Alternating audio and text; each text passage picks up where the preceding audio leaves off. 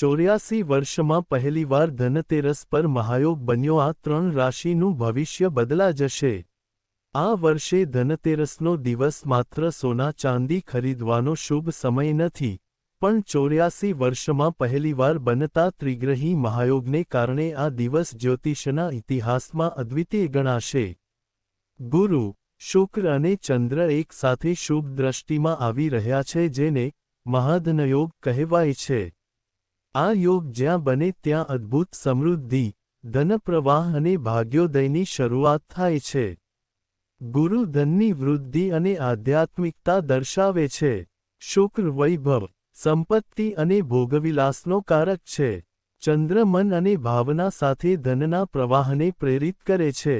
આ ત્રણે જ્યારે એક શુભ રાશિમાં એક સાથે જોડાય છે, ત્યારે ધનતેરસ માત્ર ખરીદીનો દિવસ નહીં રહે, પણ જીવનમાં સુવર્ણ ફેરફારનો પ્રારંભ બિંદુ બને છે। હવે જાણો કઈ 3 રાશિઓ માટે બનશે આ મહાયોગ આશીર્વાદરૂપ।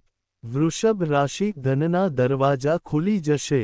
ધનતેરસનો મહાયોગ તમારી રાશિના ધન ભાવમાં બનતો હોવાથી તમને અપાર સંપત્તિ, વ્યવસાયમાં વધારો અને કુટુંબમાં આનંદ લાવશે। જૂના રોકાયેલા પૈસા પાછા મળશે। નવો ધંધો કે ઇન્વેસ્ટમેન્ટ સફળ થશે। પરિવારના સભ્યોની મદદથી લાભ મળશે। જો તમે સોનામાં કે જમીનમાં રોકાણ કરશો તો તે અતિ શુભ સાબિત થશે। સિંહ રાશિ, રાજયોગનો પ્રારંભ। સૂર્યના આશીર્વાદથી ધનતેરસનો મહાયોગ તમારા કર્મ ભાવમાં જાગૃત થાય છે। કરિયર અને બિઝનેસમાં અચાનક મોટી તક મળશે। પ્રમોશન અથવા વિદેશ પ્રવાસની શક્યતા। અધૂરા સપના હવે સાકાર થવાના સમય। ભગવાન કુબેર અને માતા લક્ષ્મીને દીવો પ્રગટાવવાથી રાજયોગ વધુ મજબૂત બનશે। ધનુ રાશિ, ગુરુની કૃપાથી ચમત્કારિક ઉન્નતિ।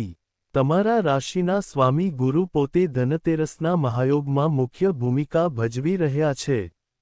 અચાનક ધન પ્રાપ્તિ, ભાગ્યનું દ્વાર ખુલી જશે। આધ્યાત્મિક ઉન્નતિ સાથે માનસિક શાંતિ। જો તમે ધનતેરસની રાત્રે 11 વાગ્યા દીવા પ્રગટાવશો તો જીવનમાં વર્ષો સુધી સમૃદ્ધિ ટકશે। આ મહાયોગ 84 વર્ષમાં એકવાર જ બને છે, એટલે ધનતેરસ 2025 દરેક માટે અનોખો રહેશે।